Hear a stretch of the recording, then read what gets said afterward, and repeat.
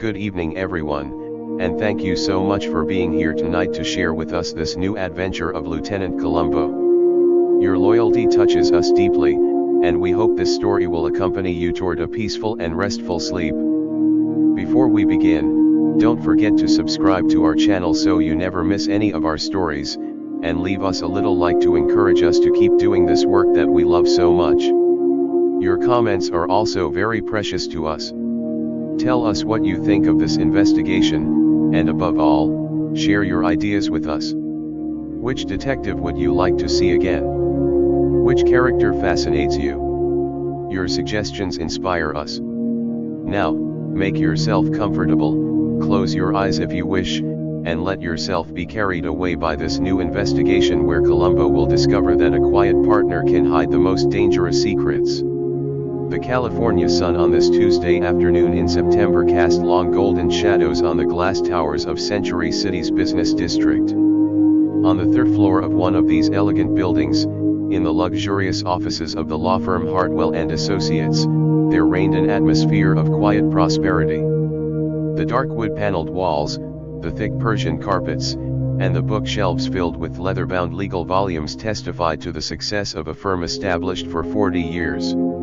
In the most prestigious corner office, with its bay windows overlooking the distant Pacific Ocean, stood Jonathan Hartwell, 68 years old, senior partner and founder of the firm. Tall, elegant in his three-piece Seville rose suit, with impeccably styled silver hair and a tanned face that spoke of regular weekends at his Malibu golf club, Jonathan embodied the image of the successful California business lawyer. He was on the phone, his deep, confident voice echoing through the spacious office. "Yes, Gerald, I understand your concerns, but believe me, this merger will go through exactly as planned. I have everything under control, absolutely everything." He hung up and turned toward the window, a satisfied smile on his lips. Outside, Los Angeles stretched out like a glittering carpet, the city where he had built his legal empire, deal after deal, wealthy client after wealthy client. But his expression changed when his gaze fell on the framed photograph on his desk. It showed two young men in their 30s, smiling in front of a modest little office with a freshly painted sign, Hartwell and Morrison, attorneys. It was 35 years ago when everything had begun. Jonathan recognized his own young, ambitious face, and beside him, Thomas Morrison, his partner at the time, his law school friend, the man with whom he had founded the firm. Thomas Morrison. The name alone was enough to create tension in Jonathan's shoulders. Thomas, the quiet partner who preferred to stay in the shadows while Jonathan cultivated the clients and relationships. Thomas, the legal genius whose research and strategies had won the most complex cases. Thomas, who had disappeared exactly 20 years ago without a trace. There was a knock at the office door. "Come in," said Jonathan, turning around and instantly recomposing his professional smile. His secretary, Margaret, entered with a worried expression. She was a woman in her 50s who had worked for the firm for 25 years and had seen all the changes, all the scandals, all the secrets. "Mr. Hartwell, there's someone who insists on seeing you. He says it's urgent and personal." "A lieutenant from the police, Columbo." Jonathan's smile faltered almost imperceptibly. "The police? What about?" "He wouldn't tell me. He's waiting in the conference room." "Very well, show him in." A few moments later, the door opened again and a man entered who contrasted sharply with the elegance of the office. Lieutenant Columbo wore his usual crumpled raincoat despite the California heat, and his hair was disheveled as if he had been fighting a strong wind. He held an unlit cigar in one hand and his worn notebook in the other. "Mr. Hartwell," he said with his slightly confused air that often fooled people about his intelligence. "Lieutenant Columbo, Los Angeles Police Department. Sorry to disturb you like this, but I need to ask you a few questions." "Of course, Lieutenant," said Jonathan with his professional charm, though his eyes were alert and calculating. "What is this about?" Columbo settled into one of the leather armchairs facing the desk, taking out his notebook. It's about Thomas Morrison, your former partner. Jonathan froze for a fraction of a second but quickly recovered. Thomas. My God, it's been years since I heard that name. 20 years, in fact. Why is the police interested in him now? Well, you see, that's exactly the problem. We found something, or rather, someone found something. Columbo flipped through his notebook as if looking for specific information. 2 weeks ago, workers renovating an old office building in Santa Monica, the old business district before everyone moved to Century City, found human remains inside a wall. Jonathan paled slightly but kept his composure. Human remains, that's terrible. But what does that have to do with Thomas? Dental identification matches Thomas Morrison's records. And you see, the building where he was found, it was your old office, the one you occupied before moving here. I don't understand, said Jonathan, and for the first time his voice lacked its usual confidence. Thomas disappeared 20 years ago. We all thought he had gone abroad. He was depressed. He talked about starting over somewhere else. Yes, I read the missing persons report from back then, said Columbo. You reported his disappearance after how many days? 3 days, when he didn't come to work and didn't answer the phone. And you told the police that he had left a note saying he was leaving to start a new life. Yes, a handwritten note. I gave it to the police at the time. Columbo scribbled something in his notebook. The problem, you see, is that the medical examiner dated Morrison's death to approximately 20 years ago. Which means he died around the time of his disappearance. He never left to start a new life. He was killed and hidden inside a wall of your old office.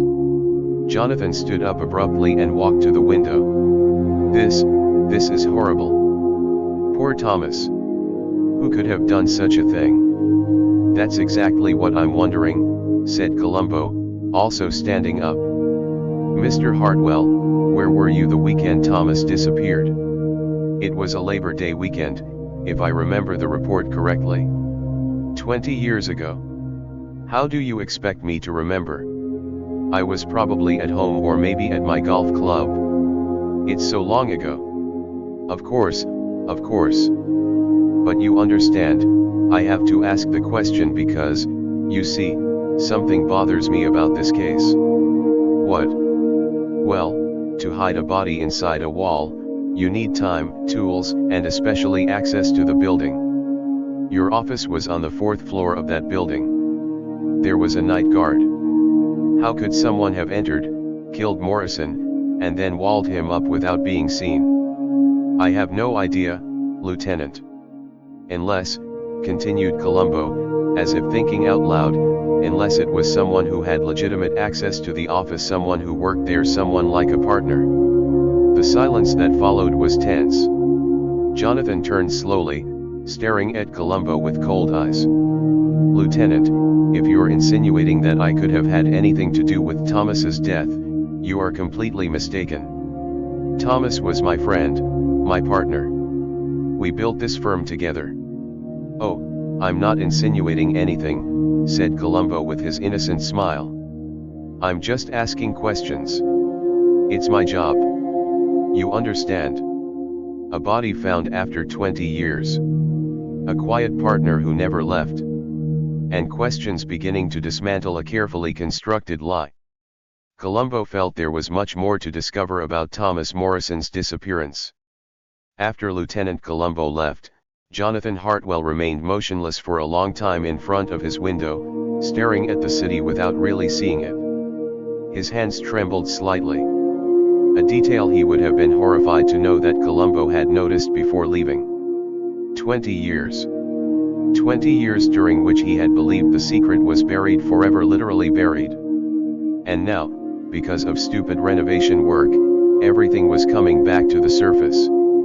He needed to think, to prepare. Columbo seemed to be one of those tenacious policemen who never let go. Jonathan had to make sure his story held up, that all the details matched.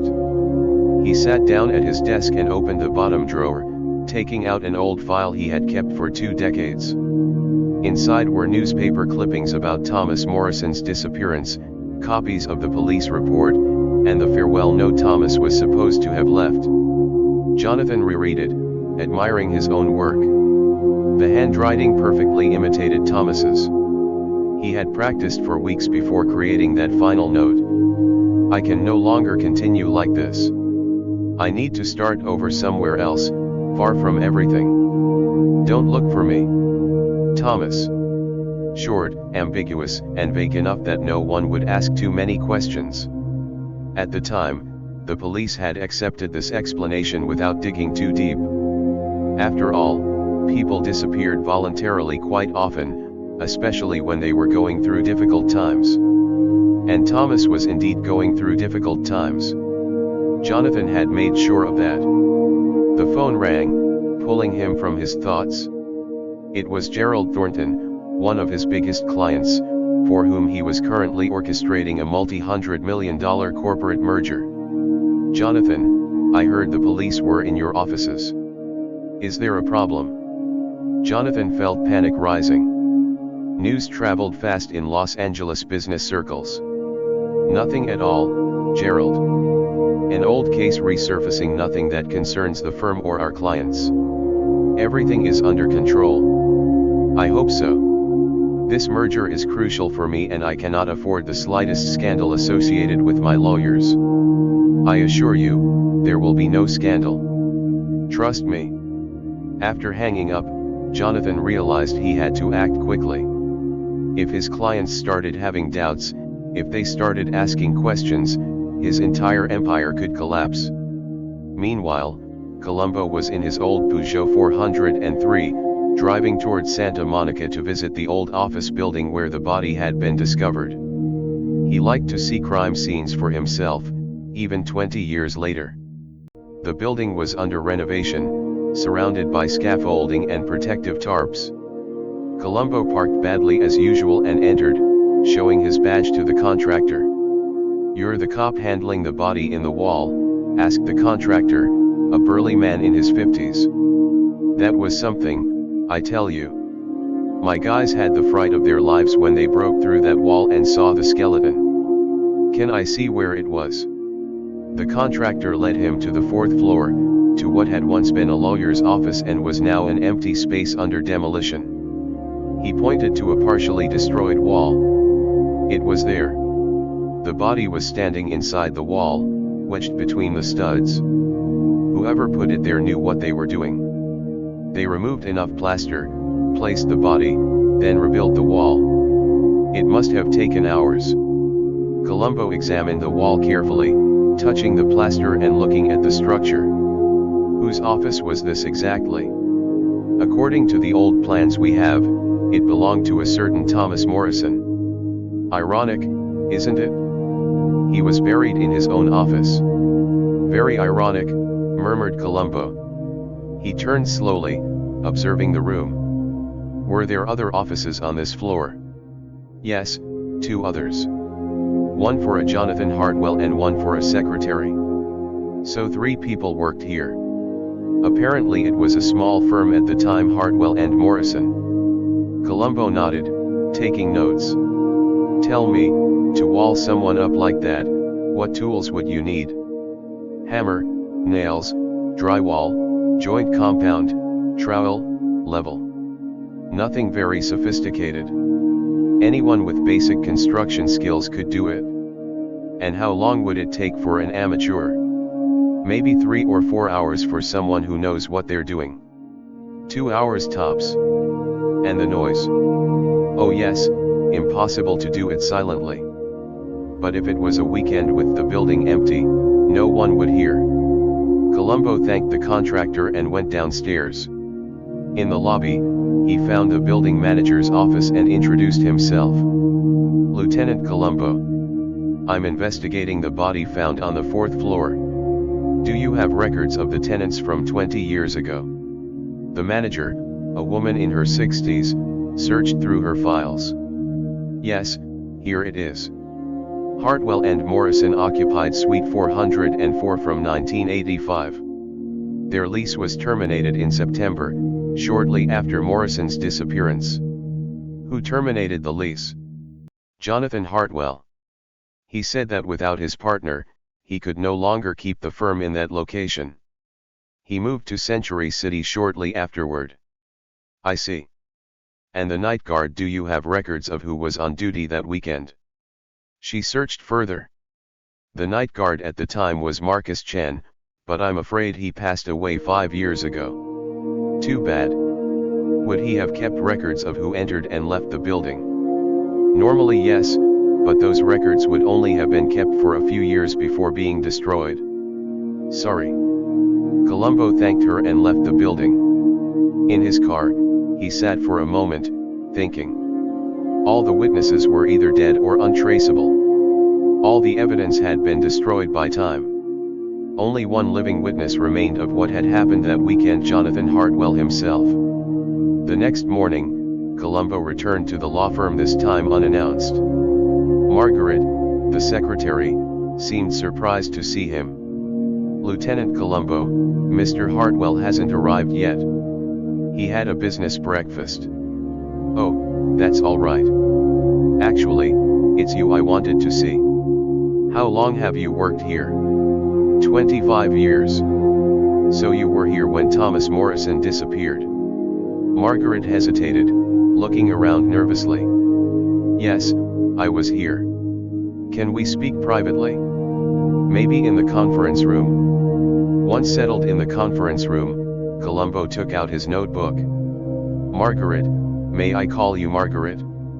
I need you to tell me about Thomas Morrison. What kind of man was he? Margaret seemed uncomfortable but finally spoke. Thomas was quiet, even shy. He let Jonathan handle all the clients and all the public relations. He stayed in his office and did the real legal work. The real work. Jonathan is brilliant at getting clients and negotiating. But it was Thomas who won the cases: his research, his strategies, his arguments. He was the legal genius. Jonathan knew it and relied on him. How was their relationship? Margaret hesitated again.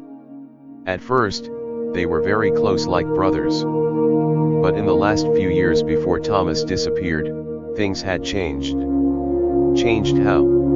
They argued a lot, especially about money and the direction of the firm. Thomas wanted to stay small and focus on quality. Jonathan wanted to grow and become one of the big firms. And then there was what? There was the question of who was really doing the work. Thomas started getting tired of being in the shadows while Jonathan took all the glory and most of the profits. They argued about it. Oh yes, I heard raised voices several times in the months before the disappearance. Thomas said he wanted to renegotiate their partnership agreement. Jonathan refused. And then Thomas disappeared. Yes. Margaret lowered her voice. Between us, Lieutenant, I never believed that story about Thomas leaving to start a new life elsewhere. No. Why? Because Thomas loved his work. He would never have abandoned everything like that. And especially, he would never have abandoned his clients without making sure their cases were properly handled. He was a very responsible person. Columbo nodded thoughtfully. Tell me, Margaret, do you remember the weekend Thomas disappeared? Very well. It was the Labor Day weekend. On Friday, Thomas stayed late at the office. I left around 6 p.m. and he was still there, working on a big case.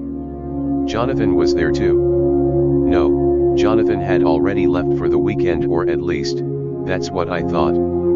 Arguments about money and recognition. A quiet partner who did the real work while the other took the glory. And now, a body found in a wall. Columbo felt that jealousy and greed were at the heart of this murder. As he left the law firm, Columbo knew he had to dig deeper into the past of Jonathan Hartwell and Thomas Morrison. He went to the California Bar Archives to review the professional files of both men. What he discovered was revealing. In the years before Morrison's disappearance, the firm Hartwell and Morrison had won several high-profile and lucrative cases.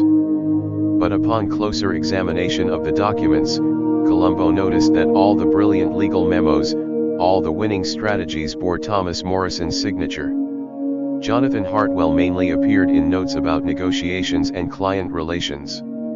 He then called the medical examiner for more details on the body. "Lieutenant Columbo," said Dr. Patterson on the phone, "I have interesting information for you about Morrison's skeleton." "I'm listening, doctor." "Cause of death, severe head trauma. He was struck on the back of the skull with a heavy blunt object. The blow was violent enough to fracture the skull and cause death, probably instantaneous. So he wouldn't have realized what was happening." "Probably not. He was hit from behind. And there's something else. We found microscopic traces of paint and plaster in his hair and clothes.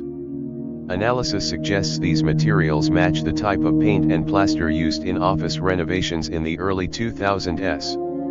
Which means he was probably killed during or just after renovation work in the office. That's why the killer was able to wall him up so easily. The tools and materials were already on site. Were there renovation permits issued for the Hartwell and Morrison suite at that time? Let me check. Yes, renovation permits were issued for the suite in August 2003, 1 month before Morrison's disappearance. The work was supposed to include wall repairs and installation of new partitions. Columbo smiled. That's crucial information. He immediately called the building contractor. "You said someone with basic construction skills could have built that wall. Could Jonathan Hartwell have had those skills? Let me check something." The contractor put Columbo on hold, then returned. "You know what? I found an old newspaper article in the local archives. A 1995 article about Jonathan Hartwell that mentions he renovates his weekend house in Big Bear himself. He boasted about doing all the carpentry and plastering work himself. Interesting. Very interesting." That afternoon, Columbo returned to the law firm for a third visit. This time, Jonathan Hartwell was there and he was not happy to see the lieutenant. "Lieutenant Columbo, with all due respect, you are starting to disrupt my business. My clients are worried about your constant presence here." "Oh, I'm really sorry, Mr. Hartwell. Just a few more questions and I'll leave you alone. May I sit down?" Jonathan sighed and gestured toward a chair. "Make it quick. Thank you. You know, I discovered something interesting. There were renovations underway in your old office just before Thomas disappeared. Do you remember?" "Vaguely. We were redoing some walls, I think. And you did some of the work yourself, didn't you? I read that you liked carpentry and plastering as a hobby." Jonathan stiffened imperceptibly. "It's possible. I don't remember exactly. You see, what bothers me is the timing. Renovations start in August. Thomas disappears early September, and a few days later you terminate the lease and move to Century City. That's a lot of changes in a short time. Thomas's disappearance was a shock. I couldn't stay in that office without him. Of course. But something else bothers me. I spoke with your former clients.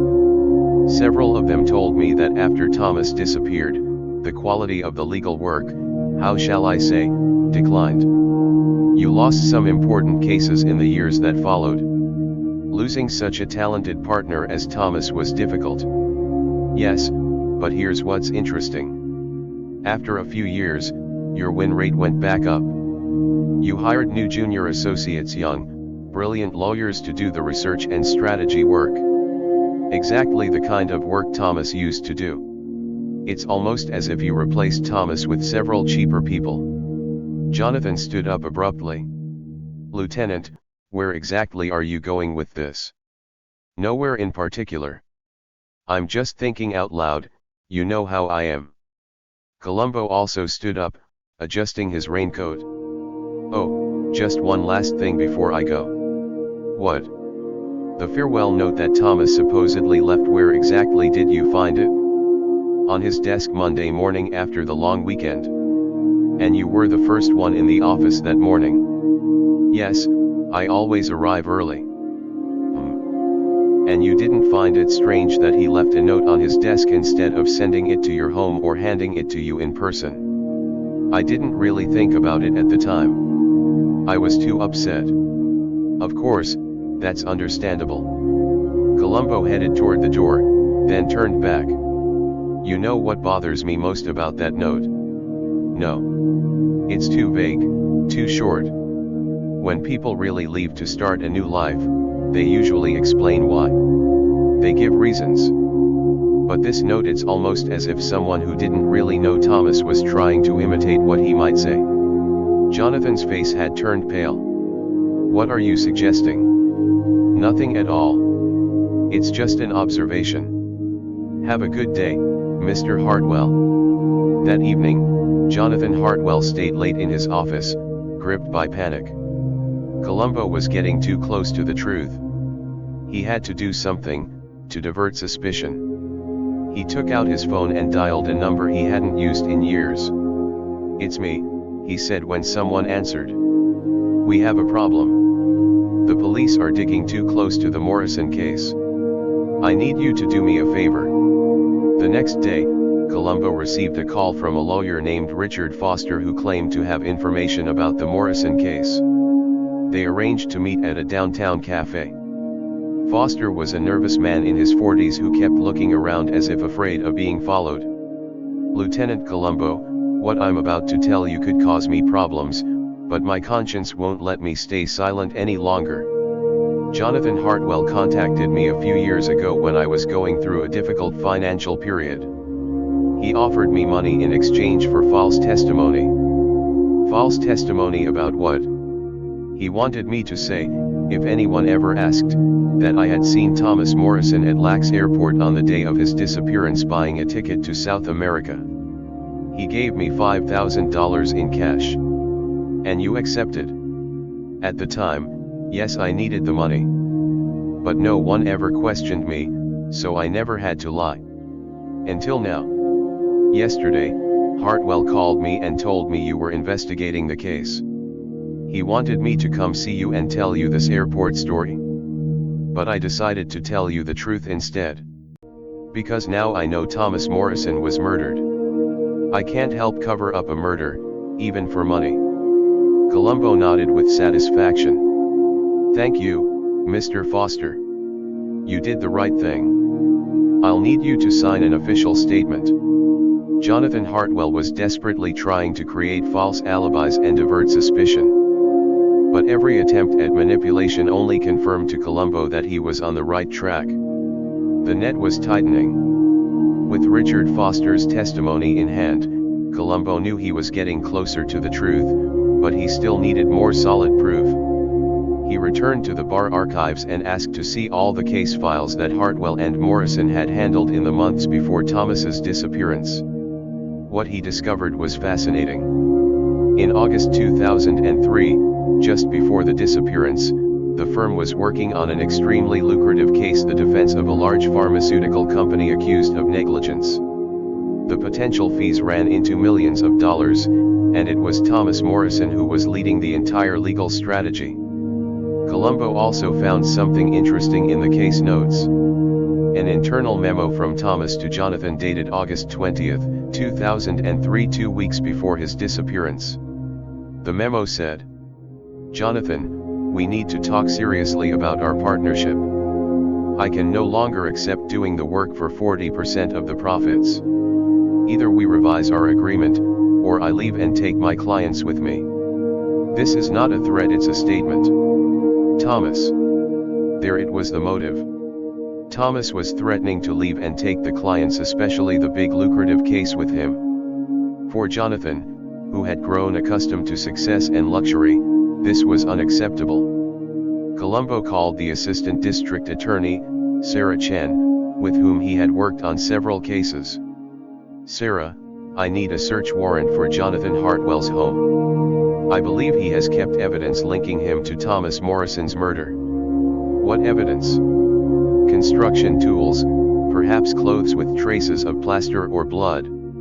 Even after 20 years, modern analysis could detect residues. It's a risky bet, Columbo. It's been 20 years. He's had plenty of time to get rid of the evidence.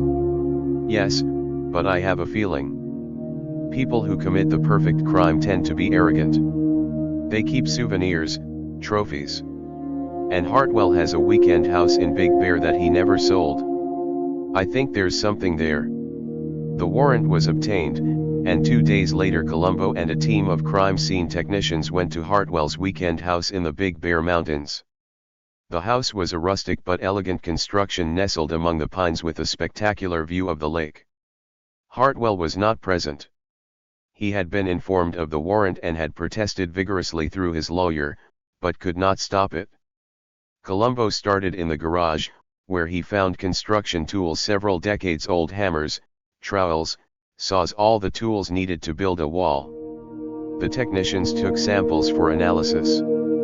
But it was in a dusty box at the back of a closet that Columbo made his most important discovery. The box contained old clothes, a pair of jeans and a work shirt covered in dried plaster stains. And on the shirt, despite the years, there were brown stains that could be blood. "Bag all of this for the lab," said Columbo to the technician. "I want DNA analysis of the blood stains." He continued searching and found something else, a personal diary hidden in a locked drawer. It was Jonathan Hartwell's diary, and the entries covered the years 2002 to 2003. Columbo sat down and began to read. The early entries spoke of Jonathan's professional frustrations. June 2003. Once again, Thomas took all the credit. The client congratulated us, but it was Thomas he shook hands with first. To Thomas he said, "You're brilliant." "And me? I'm just the salesman, the man who brings in the clients but doesn't do the real work. It drives me crazy." August 3, 2003. Thomas wants to renegotiate our agreement. He threatens to leave and take his clients with him. "After everything I've done for him, it's me who built this firm. Without my contacts, without my charm, he would be nothing but an anonymous bookworm." August 20, 2003. He gave me an ultimatum. Either I accept a 50% profit split even though I do all the business development work, or he leaves. He thinks he can blackmail me. He's wrong. And then the crucial entry dated September 1st, the Labor Day weekend. September 1, 2003. "It is done. I had no choice." Thomas refused to listen to reason. He said he was leaving Monday morning and would announce to all our clients that he was starting his own firm. He was going to destroy me. I couldn't let that happen. Last night I returned to the office under the pretext of picking up files. Thomas was there, working late as usual. We talked. Another argument. He turned his back to take a book from the shelf. I saw the hammer the workers had left for the renovations. I don't remember making the decision. My arm acted on its own. Afterward, I knew what had to be done. The construction materials were already there. The tools were there. I worked all night. No one would come to the office during the long weekend. The night guard only did rounds on the ground floor. I walled the body up in his own office, a fitting tomb, in a way. Then I cleaned up, created the farewell note, and left the building at dawn. Now everything is mine. The firm, the clients, the big Pharmex case, everything. Columbo's hands trembled slightly as he held the diary. It was a complete confession written in the murderer's own hand. The DNA analysis of the clothes came back 3 days later. The blood on the shirt matched Thomas Morrison's. The plaster traces matched exactly the materials used in the old office. Columbo had everything he needed. He called Jonathan Hartwell. "Mr. Hartwell, I need you to come to the station. There are things we need to discuss." On the advice of my lawyer, I refused to come. "I can get an arrest warrant, or you can come voluntarily and we discuss calmly. Your choice." There was a long silence. "I'll be there in an hour."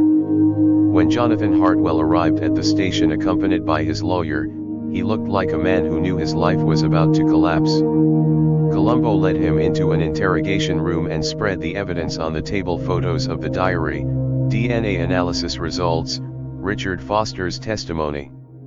"Mr. Hartwell, I'm going to read you your rights, and then I'm going to explain exactly what we have discovered." Jonathan looked at the evidence spread before him.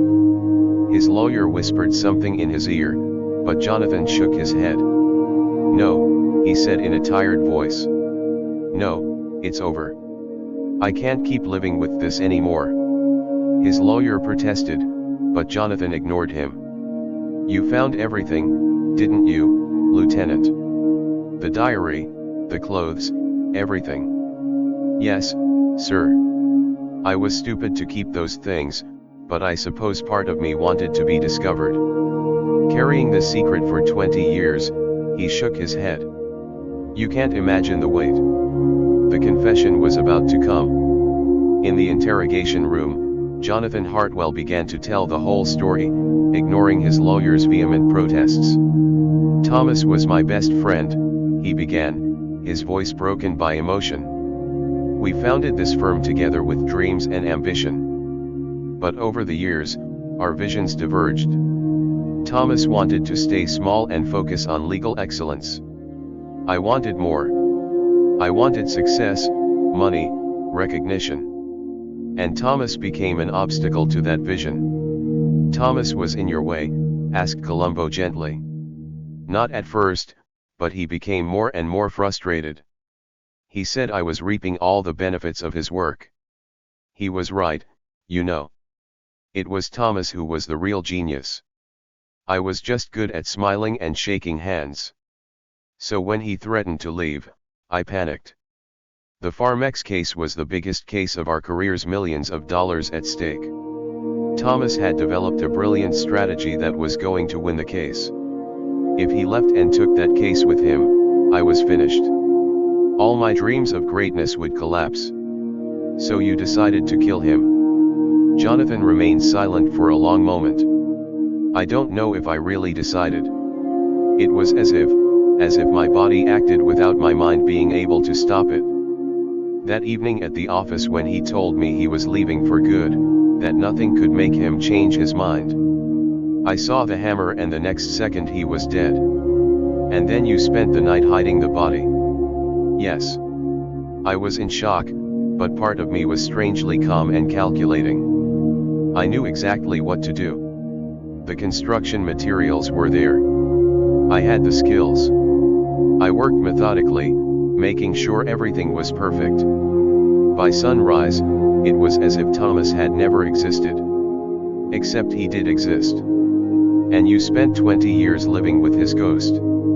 "Every day," murmured Jonathan, "every single day I saw him in my office. Every case I won, I knew it was him who should have won it.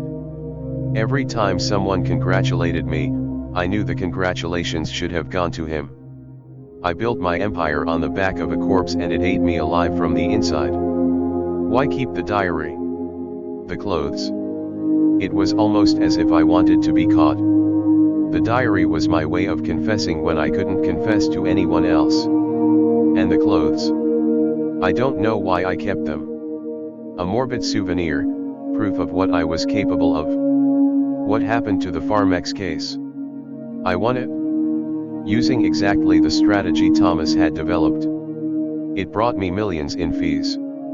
I used that money to move to Century City, to expand the firm, to hire young brilliant lawyers who could do the work Thomas used to do. For 20 years I prospered on his murder." Columbo nodded sadly. "Mr. Hartwell, you understand that I have to arrest you for the murder of Thomas Morrison?" "Yes, and strangely, I feel relieved. For 20 years I lived in fear of being discovered. Now that it has happened, it's almost a relief." Jonathan Hartwell was formally arrested and charged with first-degree murder. His legal empire collapsed almost immediately. His clients left him in droves, his firm was dissolved, and his reputation was destroyed. The trial, 6 months later, was highly publicized. The personal diary was presented as evidence, along with the DNA analyses, the testimony of Margaret the secretary, and that of Richard Foster about Jonathan's attempt to create a false alibi. The defense tried to plead temporary insanity, arguing that Jonathan had acted on impulse without premeditation. But the prosecutor showed that spending the entire night meticulously hiding the body and creating a fake farewell note proved clear and calculated thinking. The jury deliberated for 3 days. Verdict: guilty of first-degree premeditated murder. Sentence: 25 years to life in prison. After the trial, Columbo visited Thomas Morrison's sister, Linda, who had attended all the hearings. She was a woman in her 60s who had spent 20 years wondering what had happened to her brother. "Lieutenant Columbo," she said, tears in her eyes, "I don't know how to thank you. For all these years, I knew something terrible had happened to Thomas. Everyone told me he had left to start a new life, but I knew. A sister knows. I'm just glad we could give you some answers," said Columbo. "Thomas deserved for the truth to be discovered. You know what was the saddest part? Jonathan and Thomas were really friends once. I saw photos of them when they were young, so happy together, dreaming of their future. How can friendship turn into something so horrible?" "Ambition," said Columbo simply.